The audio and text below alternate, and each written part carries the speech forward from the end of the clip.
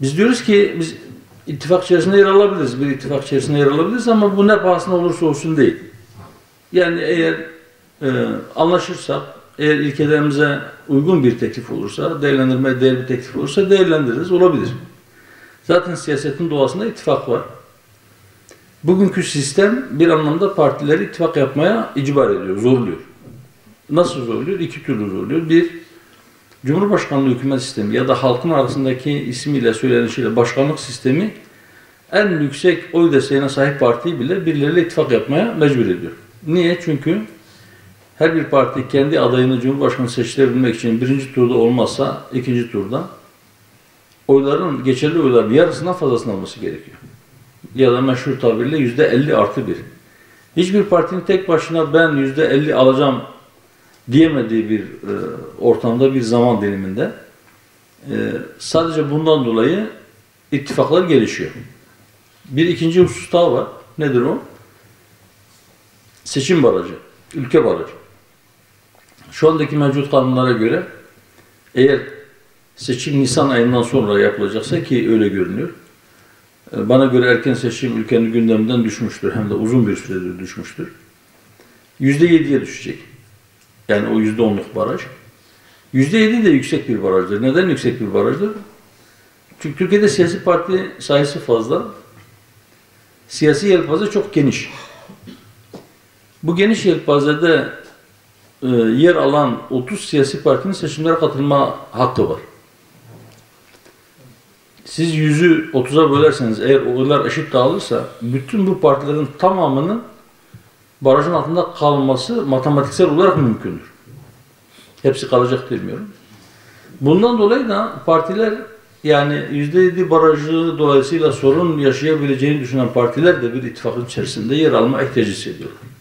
Neden? Çünkü parti eğer ittifak çatısı altındaysa ülke barajına takılmıyor.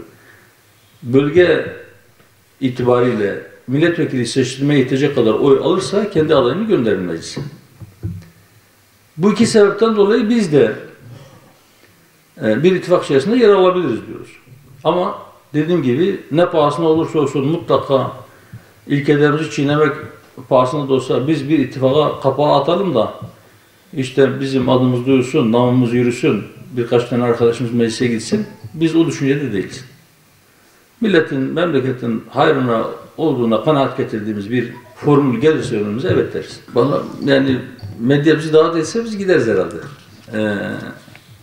Yani eğer program elverişliyse, program çok sıkışık değilse biz gideriz medyanın davetine. Ama her medyanın bu yok. Her medyaya gitmeyiz. Mesela bir TV vardı. Israrla belki 3 yıl bizim peşimizde dolaştılar. Bir tane de örtülü bir muhabir gönderdiler bizim il başkanımıza. Ya işte biz başkanımızı konuk etmek istiyoruz. Gerçekten seviyeli bir program olacak falan. Gitmedik. İsmini vermeyeyim. Başka bazı kanallar da var. Bizi çağırırlarsa gitmeyiz. Ama genel anlamda farklı siyasi temayülleri olan partiler, medya kuruluşları bizi çağırırlarsa gidiyoruz. Evet. Allah razı olsun. Seçim birinci turda biter mi? Bir ihtimaldir. İkinci tura kalabilir mi? O da bir ihtimaldir. Birinci turda adaylar kim olacak? Bence o konuda bir netlik yok. Yani şöyle bir netlik yok. Adaylarını ilan edenler var. Cumhur İttifakı'nın adayı belli. Millet İttifakı henüz bir aday ismi üzerinde mutabakata varmadı. Müferrit olarak ben adayım diyen bazı kişiler var. Şimdi ikinci tura kalmadan şu anda öyle bir ihtimal üzerinde konuşmayı biz doğru bulmuyoruz. Ama birinci turda da ikinci turda da mevcut adaylar arasında millete, memlekete en iyi hizmeti kimin yapabileceğine inanırsak biz onu destekleriz. Daha önce de 2018 seçimlerinde de bizim kendi Cumhurbaşkanı adayımız yoktu. Biz parlamento seçimlerinde kendi adaylarımızla katıldık ama o zaman 6 tane aday vardı. Biz mevcut adaylar arasında Sayın Cumhurbaşkanı'na destek verdik ve bunu da deklare ettik. Bu seçimlerde de seçim süreci başlayıp adaylar netleştikten sonra biz tavrımızı kamuoyuyla paylaşacağız. Net bir şekilde ortaya koyacağız. Gizli saklı iş yapmayacağız yani. Hemşeriniz Sayın Metin Er'in başkanlığını yaptığı Demokrasi ve Birlik Derneği'nin Demokrasi ve Birlik Vakfı ile birlikte tertip ettiği bir çalıştay vardı. Orada da söyledim. Diyor ki memleketin çözülmesi gereken meseleler var. Bunlardan bir tanesi de Kürt meselesidir. Ve eğer çözüm isteniyorsa şimdi tam zamanıdır. Neden tam zamanıdır? Çünkü daha önce o adına çözüm süreci denen şeyde pek çok yanlışlıklar yapıldı. Ve o yanlışlıklar memlekete çok pahalıya mal oldu. O zaman şöyle bir propaganda da yapıldı. Silah, şiddet bir yöntem değildir diyenlere dediler ki bakın eğer elimizde silah olmasaydı bugün hükümet oturup bizimle pazarlık yapmaz. Gerçekten de hükümet pazarlık yaptığında da şart olarak diyordu ki ya silah bırakacaksınız ya da silahlı adamlarınızı yurt dışına çıkaracaksınız. Ondan sonra ben adım bakacağım. Bu yanlıştan dolayı birileri diyordu ki silah sadece namusundan kurşun çıkınca değil, sadece elde olunca bile işe yarıyor. Bu propaganda yapıldı ve tuttu. Biz bundan dolayı diyoruz ki eğer siz çözüm istiyorsanız şimdi tam zamanıdır. Elinde silah olanlar en azından yurt içinde eylem yapamaz bir duruma gelmişken siz adım atarsanız hiç kimse silah zoruyla bu adımları attılar diyemez. Neyse atılması gereken adımlar şimdi atılmalıdır. Bunu hükümete de söylüyoruz. Yani tazeyi kim kabul etti, kabul etmedi oturup polemiklere ben girmem. Ama şunu söylüyorum. Ben diyorum ki dünyada en güvenli yer Amerika'nın olmadığı yerdir. Bir meşhur bir Latin Amerikanının sözü vardı. Diyor ki darbe tehlikesinin olmadığı tek yer Amerikan büyükelçilerinin olmadığı yerdir. Amerika'nın hiç kimseye dost olduğuna inanmıyorum. Amerika'nın iki tane dostu vardır. Bir, menfaatleri. İki, Siyonizm. Amerika başka hiç kimseye dost değildir. Avrupa ülkelerine de dost değildir. Belki şu anda dost gibi görünüyor ama ben inanmıyorum. Batı şu anda belki kendi aralarında ortak menfaatleri olduğunda yekvücut halde hareket edebiliyorlar ama aralarına bir menfaat çelişkisi girdiğinde birbirlerine nasıl kıydıklarını, birbirlerine nasıl girdiklerini bu son 100 yılda çok acı bir şekilde tecrübe ettik. Adına Dünya Savaşı denen iki tane savaş çıktı. Her iki savaşı da Batılılar çıkardı ve kendi aralarında savaştılar. 100 milyon insan öldü. Dile kolay. Bu 100 milyon insan savaşların süresine baktığımızda günlük ortalama 20 binin üzerinde insanın ölmesi demektir. Her gün ama. Şimdi düşünün, her gün bombalar patlıyor bir yerde, her bir bombada veya da her gün birkaç değişik bombada 20 bin insan ölüyor ve bu hal 10 yıl devam ediyor. İnsan hafsalası alıyor mu? Bu kadar insan öldü. Hatta ortalama 20 binin üzerindeydim ama yani siz bunu 25 bin deyin. İkinci Dünya Savaşı'nın ortalaması günlük 22.500. 6 yılda 55 milyon insan. Böyle bir medeniyetten bahsediyoruz. Buna medeniyet demek ne kadar doğru o da ayrı bir mesele. Dolayısıyla evet uluslararası ilişkiler siz diğer ülkelerle ilişki kuracaksınız ama onların ne olduğunu ne olmadığını bilerek o bilinçle hareket etmek zorundasınız. Uluslararası dengeleri gözeterek bazı ilişkiler geliştirirsiniz ama stratejik dost ve müttefik tanımını biz kabul etmiyoruz. Yani doğru bulmuyoruz. Onlar stratejik bir müttefik de değildir, dost da değildir. İşine bugün geldiği için size müttefikim diyor ama aynı müttefik kapının arkasından ya da duvarın arkasından size türlü tuzaklar kurabiliyor. Kurmaya da devam edecek.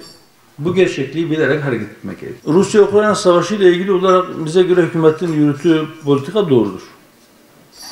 Biz başından beri söyledik. Savaş başladığında da birileri ısrarla şunu söyledi. İşte Ukrayna NATO'ya üye olmak istediği için Rusya saldırdı. NATO da onun arkasında duruyor.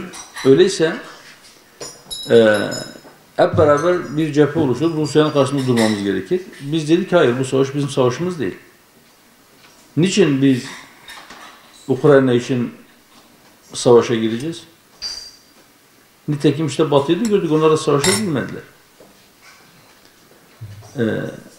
NATO üyesi değil, bu bir. İki, NATO üyesi olsa bile herkesten önce alana koşmak, cepheye koşmak akıl kârı değil.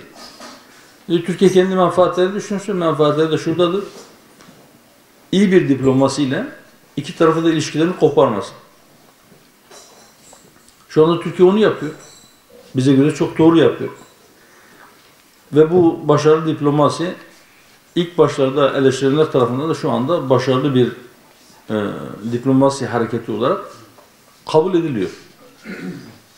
Ve bizim temennimiz şudur. İnşallah bu Rusya ile Ukrayna'yı masanın başına oturtup onlara barış anlaşması imzalatmak suretiyle de güzel bir sonla sonuçlanır. Şimdi bilmiyorum, aslında uyuşturucudan çok kişi yakalanıyor da baronlar yakalandı mı ben ondan çok emin değilim. Ama biz memleketi gezdiğimizde şunu net bir şekilde söyleyebilirim ki uyuşturucu kullanma yaşı epey bir düşmüş ve uyuşturucuya bulaşan gençlerin sayısı sürekli artıyor. 2002'de cezaevindeki toplam insanların sayısı 52 bindi. Şu anda uyuşturucudan yatan insanların sayısı bunun üzerindedir. Bu kadar çok kişi yakalanmış ama bu kişiler eğer torbacıysa, yani torbacı tabir edilen dışarıda küçük küçük parçalar halinde bunu gençlere satan kişilerse siz bir torbacı yakalarsınız, o uyuşturucu baronu kendisine başka bir eleman bulur, ona sattırır. Bu işin kaynağını kurutmak lazım. Bizim önerimiz şudur, biz diyoruz ki eğer idam cezası gelecekse bunun için getirin. Yurt dışından ülkeye uyuşturucu madde sokan kişi ya da burada imalatını yapan kişiyi idam edin. Suçların kötüsü insan öldürmektir. Haksız yere bir insanı öldüren bütün insanlığı öldürmüş gibidir. İnsan öldürmenin kötüsü maddi menfaat için, para için hiç tanımadığı birisi kiralık katil olarak gidip öldürürse bu katillerin en pisidir herhalde, değil mi? Bir başkası der ki ya bu benim düşmanımdı, bu bana haksızlık etmişti, zulmetmişti, malımı yemişti, şuydu buydu, tartışmıştı, kavga etmişti, hakaret etmişti, neyse. Bunlar yeterli sebep değil ama kendine göre bir sebebi varsa yine insan anlayabiliyor yani. Hak veriyor değil ama insan anlayabiliyor. Fakat hiç tanımadığı bir adamı menfaat için öldüren birisi canavardır. Bakış açımıza göre uyuşturucu ticareti yapan kişi para için katliam yapıyor. Binlerce insanı yavaş yavaş öldürüyor. Asacaksanız bunları asın kardeşim. Bize ana dilde eğitim olur, olmalı. Evet. Ana dilde eğitim bir haktır ve olmalı. Niçin olmalı? Ana dilde bir çocuğa küçük yaştayken öğrettiğiniz şey taşın üzerine yazılan yazı gibidir. Sonradan öğrenilen bir dil ile yapılan eğitim ne yaparsanız yapın mutlaka bir şeyler eksik kalır. Bu bir. İki, bütün diller Allah'ın ayetlerinden. Renklerimizin ve dillerimizin farklı olması Allah'ın ayetlerindendir. Allah'ın varlığının ve birliğinin delilleridir. Biz şuna inanıyoruz. İlmin kaynağı alimin mutlak olan Allah'tır. Allah her şeyi bilir. Onun ilmi ezelidir. Sınırsızdır. Bütün denizler mürekkep olsa Allah'ın kelimelerini yazmakla tüketemezsiniz. Ardından bir o kadar daha getiririz yine de tükenmez. Allah-u Teala o ilimden az bir kısmı insana vermiştir. Bu haliyle insan bu kadar şey yapabiliyor. O ilmin çok cüz'i bir gölgesiyle diyelim. Ya da güneşin önünde bir zerrenin misali neyse o küçük zerre ile insanoğlu bu kadar şey yapabiliyor. Ama insanoğlu o ilmi nereden getirdi? O Allah'ın vergisidir. Peygamberler insanlığın ilk öğretmenleridir. İnsan ne biliyorsa Allah öğretti ona.